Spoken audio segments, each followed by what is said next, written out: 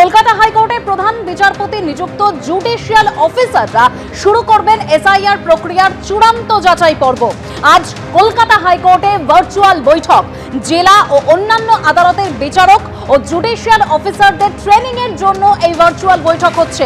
আর সেই বৈঠকে রয়েছেন হাইকোর্টের প্রধান বিচারপতি সুজয় পাল, রয়েছেন স্পেশাল রোল অবজারভার সুব্রত গুপ্ত, মুখ্য সচিব নন্দিনী চক্রবর্তী।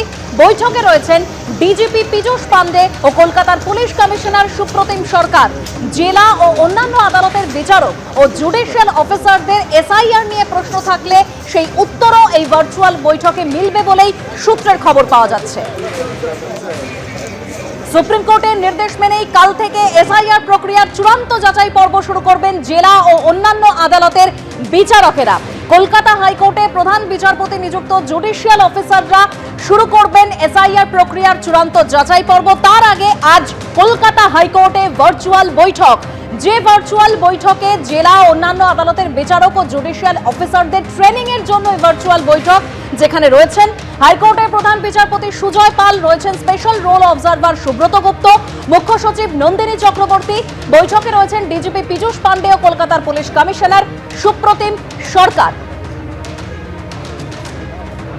সূত্রের যা খবর, জেলা ও অন্যান্য আদালতের বিচারক ও জুডিশিয়াল অফিসারদের এসআইআর নিয়ে প্রশ্ন থাকলে মিলবে উত্তর। একেবারে সুপ্রিম কোর্টের নির্দেশ মেনে কাল থেকে এসআইআর যাচাই প্রক্রিয়া শুরু হচ্ছে। চূড়ান্ত যাচাই পর্ব শুরু করবেন জুডিশিয়াল অফিসাররা। সরাসরি কথা বলবো রাজশ্রী দত্তগুপ্ত এই মুহূর্তে আমাদের সঙ্গে রয়েছেন। রাজশ্রী, তাহলে একেবারে শেষ মুহূর্তে চূড়ান্ত প্রস্তুতি চলছে, এই মুহূর্তে কি আপডেট? দেখো, একদম শেষ মুহূর্তে প্রস্তুতি চলছে এবং আগামীকাল সোমবার থেকে বিচার বিভাগকে যে সুপ্রিম কোর্ট দিয়েছিল দায়িত্ব, সেটা একেবারে পুরোপুরি শুরু হয়ে যাবে সারা রাজ্য জুড়ে। এবং তুমি জানো যে গতকাল 100 জন বিচারকের তালিকা হাইকোর্টের তরফ থেকে জানানো হয় এবং আরও 150 জন অর্থাৎ 250 জন বিচারক ইমিডিয়েটলি এই এসআইআর প্রক্রিয়ার কাজে নিযুক্ত হবেন। তারা করবেন এই কাজটা, তারা নেতৃত্ব দেবেন, তারাই সিদ্ধান্ত নেবেন, সুপ্রিম কোর্ট বলে দিয়েছে। সেই প্রক্রিয়া শুরু হয়ে যাবে এবং আজকে আমরা দেখেছি যে টি বোর্ডে যারা ইলেকশন পর্যবেক্ষক রয়েছেন তাদের সঙ্গে বিচারকদের একাংশ বৈঠক করেছেন।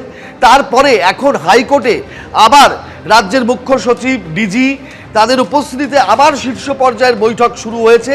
এবং যেটা গতকাল জানা গিয়েছিল যে শেষ পর্যায়ে এই যাচাইয়ের প্রক্রিয়া ঠিক কিভাবে হবে, কোন কোন নথি কমিশনের উল্লিখিত রয়েছে যেগুলো প্রক্রিয়াতে এগুলো চেক করবেন, যাচাই করবেন বিচারকরা এবং সিদ্ধান্ত নেবেন। মূলত লজিক্যাল ডিসক্রিপেন্সি যেখানে আটকে আছে, যাবতীয় কিছু এসে ডেডলক হয়ে গেছে, যে এই লজিক্যাল ডিসক্রিপেন্সিতে কত নাম রয়েছে এবং সেই লক্ষ লক্ষ নাম তাদের নথি যাচাই করে কাদের নাম ভোটার তালিকায় উঠবে, কাদের নাম বাদ যাবে, এই সিদ্ধান্ত নেওয়া।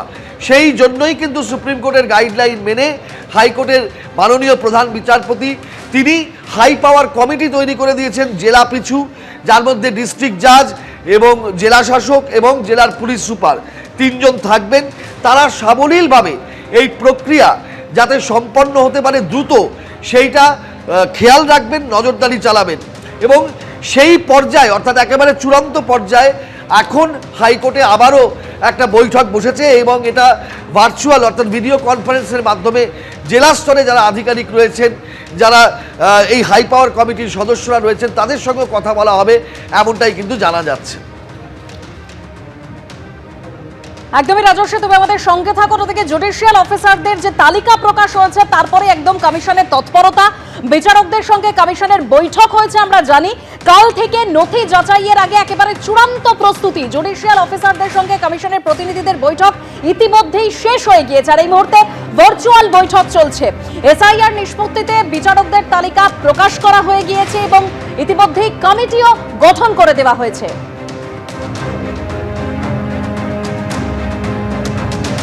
প্রতি জেলার জন্য 3 সদস্যের কমিটি গঠন এবং সেই কমিটিতে থাকবেন জেলা জজ, জেলা শাসক ও পুলিশ সুপার। সুপ্রিম কোর্টের নির্দেশ পালন হচ্ছে কিনা এই যে কমিটি গঠন করা হয়েছে, এই কমিটি সেটা খতিয়ে দেখবে। সুপ্রিম কোর্টের নির্দেশ পালনে প্রয়োজনীয় পদক্ষেপ নেবে এই কমিটি। প্রতি বিধানসভা কেন্দ্রে 1 জন করে জুডিশিয়াল অফিসার চেয়ে পাঠিয়েছে কমিশন, এরকমই সূত্রের খবর।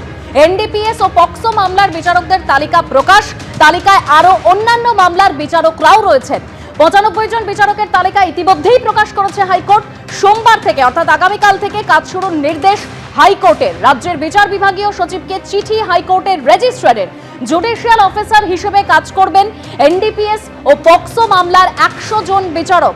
অন্যান্য কোর্ট থেকে আরো 150 জন বিচারক জুডিশিয়াল অফিসার হিসেবে কাজ করবেন। আপাতত 250 জন জুডিশিয়াল অফিসার নিয়োগ সম্ভব বলে মনে করছে হাইকোর্ট, এরকমই সূত্রের খবর। এবিপি আনন্দ, এগিয়ে থাকে, এগিয়ে রাখে।